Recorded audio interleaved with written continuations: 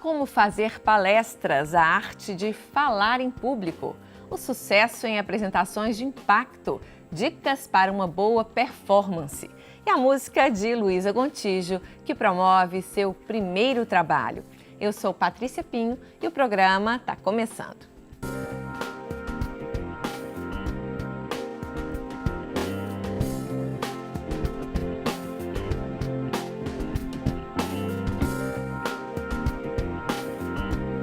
Olá, muito boa tarde, muito bem-vindo ao Brasil das Gerais. E a gente começa hoje falando sobre um desafio cada vez mais comum atualmente, falar em público. Uma habilidade que ainda bota medo em muita gente. Medo do julgamento dos outros, de não saber o que dizer, de não criar empatia com o público. Mas em meio à crise econômica e financeira dos dias de hoje, saber se apresentar e contar uma boa história pode fazer a diferença. As palestras estão virando uma fonte de trabalho e renda para muitas pessoas. Para falar sobre isso, convidamos o Márcio Barros de Azevedo, que é especialista em comunicação profissional, e a Cristina Paiva, que é coach, consultora em comunicação e também colunista aqui do BG. Aqui com a gente hoje também a cantora Luísa Gontijo, que faz a nossa trilha sonora de hoje. Boa tarde a todos, muito obrigada pela presença. Mas por que tanta gente ainda tem medo de falar em público? É questão de treino, questão de se expressar, acreditar e desenvolver principalmente a autoconfiança. O medo, de certa maneira, ele é até necessário. Agora, é importante que o medo ele seja controlado. Ele não pode virar uma fobia, uma extravagância que vai travar a minha essência, que vai travar o meu talento. Então, a dose certa de medo é necessária, essa dose. Agora, o importante é você saber administrar e, principalmente, aquilo que você já falou. Hoje é uma necessidade fazer uma palestra. Hoje é necessário a gente fazer o nosso marketing pessoal. Então é necessário, o que eu desenvolvo muito nos meus treinamentos, desenvolver a autoconfiança. Você desenvolvendo a autoconfiança pelo autoconhecimento, você sim é capaz de fazer uma palestra, de falar em público. E quais são as dicas, o passo a passo que você dá nos seus cursos aí para ensinar as pessoas a fazer uma palestra? Ô Patrícia, eu gosto de trabalhar muito com a inovação de modelos mentais. Modelos mentais, eles são as nossas histórias de vida. Cada um tem sua história de vida sobre o que nós estamos falando, sobre oratória. Então eu tenho um curso que eu ministro na PUC Minas, aqui na Praça da Liberdade, 32 horas aula. São 8 encontros. Então desde o primeiro encontro eu procuro trabalhar a percepção. Aí eu pergunto assim para os alunos, vou conversando, a gente já deixa um clima bem descontraído, o que eles pensam sobre a oratória.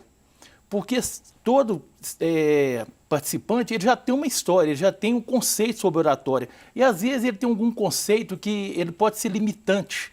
Pode ser uma crença que vai obstruir o quê? A desenvoltura do futuro palestrante. Então a gente trabalha, eu por exemplo, eu sou músico, eu gosto de levar, já levo o violão na primeira aula, que sou arte educador. Interessante, eu canto com eles Caçador de Mim.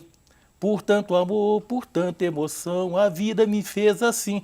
Aí a gente começa a perceber que dentro dele ele vai encontrar resposta porque esse medo de falar em público. Então primeiro eu trabalho a atitude mental. O modelo mental, ele começar a perceber que com uma experiência nova, com uma atitude interna nova, ele pode sim falar em público. Qualquer pessoa pode aprender a falar em público? Eu acredito que sim. A gente não, é difícil falar assim 100%, mas eu acredito que a partir do momento que você queira fazer e tenha um profissional para te orientar. Então, primeiro eu busco uma atitude mental sobre a oratória e posteriormente a gente vai trabalhando nas técnicas que são imprescindíveis. Aí nós vamos trabalhar nas técnicas, por exemplo, de administração do tempo.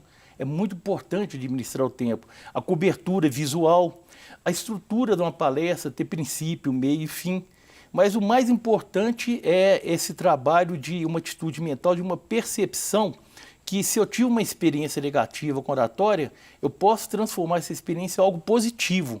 Então a gente vai trabalhando isso e trabalhando muito a importância da comunicação não verbal. Isso é muito importante. A linguagem corporal. Corporal, a própria voz, aquilo que a pessoa não fala.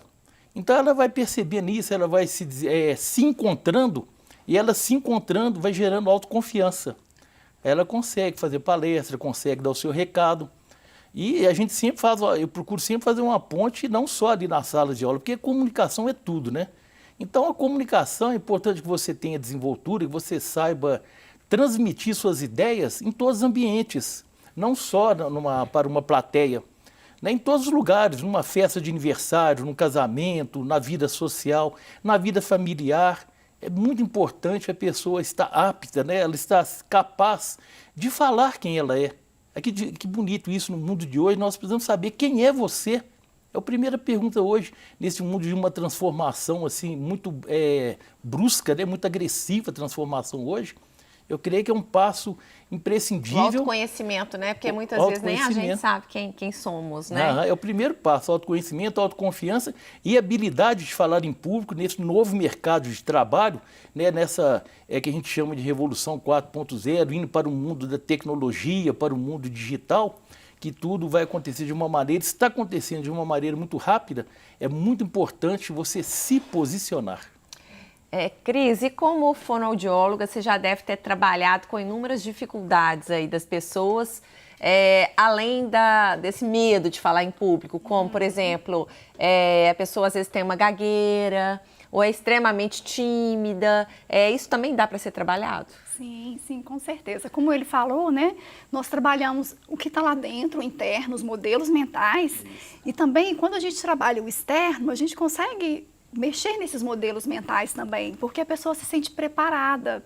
Então, muitas das vezes, o medo de exposição tem a ver com essa ansiedade e com a não preparação, com não se conhecer, não saber como que é, né? Não saber as técnicas. Então, é possível a gente trabalhar trazendo técnicas, mas quando a gente une esses dois lados, o externo com o interno, a gente consegue resultados muito mais rápidos e mais eficazes. E isso é treino?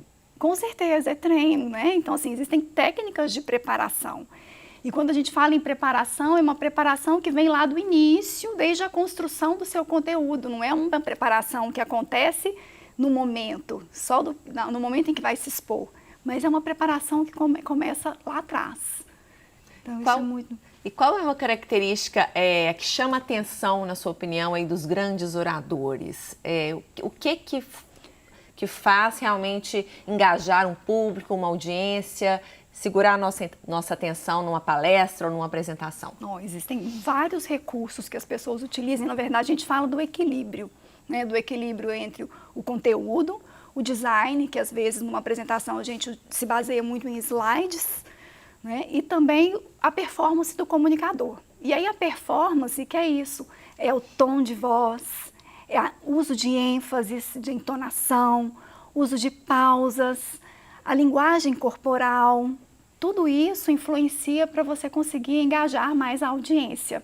Nós estamos aí em período totalmente eleitoral, às vésperas de uma eleição, onde o discurso é muito importante, né? O discurso de qualquer candidato. Como se preparar para fazer um discurso? É a mesma técnica aí, talvez, para uma palestra ou é diferente? E aí, eu acredito que hoje, assim, as pessoas estão buscando cada vez mais autenticidade. Eu acho que, antigamente, essa preparação era baseada muito em métodos em que não pensava no autoconhecimento, na verdade de cada um. E hoje eu acredito que os métodos, e imagino que o Márcio também trabalhe dessa maneira, pensa nesse ser como ele é, como verdadeiro, porque senão o eleitorado ele vai perceber essa distância que existe de uma performance construída e de uma performance que realmente é uma performance verdadeira e autêntica. Deixar de ser o discurso, um bom discursador e realmente falar para o público, estabelecendo essa conexão e essa empatia com o público. Esse é o segredo? É o que a gente chama na programação neurolinguística, a congruência, de certa maneira, coerência, né? O que eu estou falando tem que estar coerente com a minha maneira de pensar, o meu modo de vida, com a minha missão de vida. E como você falou, para a preparação de bons oradores, levar muito em consideração com a comunicação não verbal, como eu já afirmei, porque os estudiosos apontam que 38% é a voz. 55% é o corpo. Então, se a gente fizer uma soma, 93%, ô Patrícia, é como a gente fala. 7% é o quê? O conteúdo. É lógico que o conteúdo é imprescindível, você tem que estar super preparado. Mas a voz e o corpo fazem muita diferença. Tá tudo conectado, né? Uma pergunta que eu faço interessante logo no início do curso, eu pergunto assim, você gosta da sua voz? Impressionante. A maioria das pessoas responde que não, né? Que não. Aí eu falo, a primeira coisa, faça a paz com a sua voz. Porque, de certa maneira, você estando em paz com a sua voz, na sua voz você vai transmitir a sua autoestima, o seu bem-querer, a sua vontade de dar uma mensagem edificante. E isso vale muito mais do que a voz em si, né? Com certeza. E outra coisa muito importante também que a gente tem observado muito é storytelling, né? Contação de histórias. Eu também sou contador de histórias. Procurar transmitir uma mensagem que fica de fácil entendimento para a plateia e que seja verídica, que seja verdadeira. E isso faz muita diferença para um grande orador.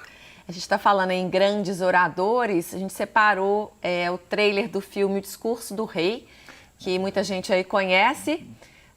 Não, daqui a pouco a gente mostra, a gente está com um probleminha técnico lá em cima. Isso. Mas, continuando aqui, Cris, seguindo esses passos do Márcio, a gente pode usar notas? Ou, na sua opinião, ter aquele papel na mão atrapalha um discurso ou uma apresentação? Não, eu não acredito que atrapalhe. Eu acho que assim, a maneira como a pessoa vai se preparar é que tem que ser bem cuidada. Porque às vezes se a pessoa anota e ela se prepara fazendo um texto, vamos supor, né? Se ela vai ao papel, ela vai se perder. Então não é interessante usar um papel com um texto. Se ela usa um papel com algumas palavras-chave, né, de algo que ela não pode esquecer, eu sempre falo que não é um problema você recorrer ao papel. Mas hoje a gente tem muito o apoio dos slides, né, que cumprem esse papel de você pode voltar ao slide para poder se apoiar para dar a mensagem. Então não é um grande problema. Não é um problema para vocês, né? Não. E dominar o conteúdo que vai ser falado, Márcio, é estudar realmente, dominar o tema? Ou, por exemplo, o TED Talks, né, que é um método aí hoje tão falado e tão conhecido, prepara a pessoa para falar e talvez sobre um tema que não seja especificamente a área dela. O que é mais importante? Você usar técnica ou conteúdo, ou saber bem do que você está falando? Eu acredito que tem que ter técnica, mas principalmente domínio total sobre o que você vai falar. Que nós chamamos dos especialistas, né, em determinado assunto. É uma dica que eu passo durante os meus treinamentos, é que você tem que ter uma carta na manga. Essa carta na manga, depois que você estudou, se dedicou, se empenhou, você continuar estudando mais ainda. Você tem que ter um autor, tem que ler livros, tem que realmente dominar totalmente e, de certa maneira, comungar com esse conteúdo. Senão fica visível, né, para o público que você visível. Não está totalmente preparado para falar sobre o assunto, né? Esse é o mínimo que se pede, né? Que a pessoa realmente tenha domínio total sobre esse assunto, porque isso gera credibilidade. A plateia vai acreditar mais, o orador ele vai ficar mais à vontade, o palestrante, quando ele domina o assunto. Agora, isso pressupõe o quê? Realmente estudo. É estudar, é ler sem parar. E está aberto a críticas também, né? Com certeza, absoluta, aberto a críticas, porque nós não somos perfeitos, né? E todos nós erramos, ao vivo, nas gravações, nas palestras. Então, uma dica, um detalhe muito importante que a gente fala assim, o segredo é não perder a pose. Né? Você, por exemplo, Patrícia, você é muito elegante. Então, a gente percebe o quê? Que você tem uma desenvoltura que você consegue sobressair e não fica assim, presa em algum detalhe.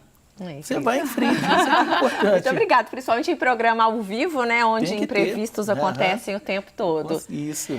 E eu citei aí o TED Talks, que é um método hoje que faz muito sucesso no mundo inteiro, são palestras sobre vários assuntos que a gente pode assistir no YouTube e tem virado uma profissão, né, Cris? Muita gente tem tirado, como a gente disse no começo do programa, a sua fonte de renda daquela palestra ou mesmo um complemento aí da renda do mês no meio dessa crise financeira que a gente está vivendo, se apresentando e falando em escolas, em igrejas, em qualquer lugar aí onde pode levar a sua área de conhecimento. Como escolher o tema que você quer falar? No caso de você querer virar um palestrante, por exemplo, Como escolher o seu nicho? Bom, eu acho que o nicho é aquele que a pessoa domina, como né, o Márcio falou muito bem, a questão do conteúdo, a pessoa tem que ter domínio pleno do conteúdo. Então, se você vai buscar trabalhar com isso, que busque trabalhar e palestrar aquilo que você domina, porque vai ser um caminho muito mais fácil, mais fluido. Né? Mas a gente muitas vezes tem que se reinventar aí nessa construção, né? Se você tem um emprego que é mais burocrático, ou que você talvez não use aí toda a sua expertise, você pode se tornar um palestrante, talvez num tema que não seja óbvio para você, né, Márcio? Por exemplo, falar sobre maternidade ou sobre paternidade, isso é muito comum nos dias de hoje. É comum, aí a gente tem que ser flexível e principalmente o que é inovador. E criatividade, né? Criatividade, nós temos que aproveitar as oportunidades. Porque as oportunidades, elas aparecem e às vezes você vai mostrar a sua capacidade de improvisar, de se adaptar naquele contexto. E não é necessariamente assim que você não domine aquilo. Você não pode dominar como seu tema principal. Por isso que é importante hoje também a gente ter uma visão sistêmica, uma visão holística, né, eu queria dizer, do mundo, de tudo que está acontecendo. Você tem que ser especialista, mas também entender um pouco para que você não passe aperto. Se você for chamado, você, pelo menos a sua opinião, você tem que ser capaz de transmitir. E a questão do tempo também, né, que a gente tem que ficar de olho. Às vezes, por exemplo, te pedem para falar durante 1 hora ou 40 minutos. Como se ater a esse tempo? Olha, na verdade, a gente tem que pensar nesse método de preparação que a gente falou inicialmente, porque isso faz parte do planejamento do conteúdo. Então, para uma apresentação e para uma palestra, por exemplo, ou qualquer outro momento que você vai se expor, é muito importante esse planejamento desse conteúdo. O tempo é um deles. E assim, quanto menos tempo a gente tem, mais cuidado a gente vai ter que ter. Por quê? Porque você vai ter que ter muito mais objetividade de fala, você vai ter que ir muito mais direto ao assunto, porque se você rodear, você não vai conseguir atingir o público-alvo. Pensando que sempre numa palestra e numa apresentação, o que é importante? É para quem você está falando. Você está falando para a audiência. Então, esse é um caminho muito importante. Então, o tempo tem que ser realmente muito bem cronometrado, muito bem preparado, para que não se extrapole, porque realmente as pessoas que estão ali, elas não estão dispostas a ficar mais, ou já se prepararam para aquele tempo, né? E nem para que fique menos, porque as pessoas também não ficam satisfeitas. Tá certo. No próximo bloco, a gente continua falando aí sobre apresentações que não estão restritas às palestras. Aprenda como se preparar para uma reunião de negócios importante ou mesmo para uma apresentação aí entre amigos. A gente volta já já. Antes disso, vamos ouvir um pouquinho do som da Luísa Gontijo, a Luli.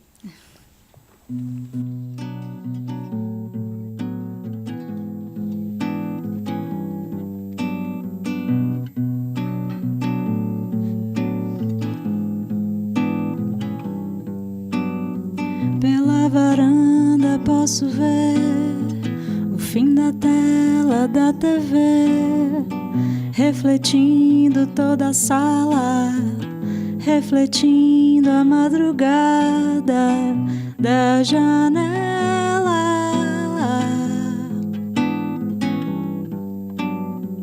Semi-aberta,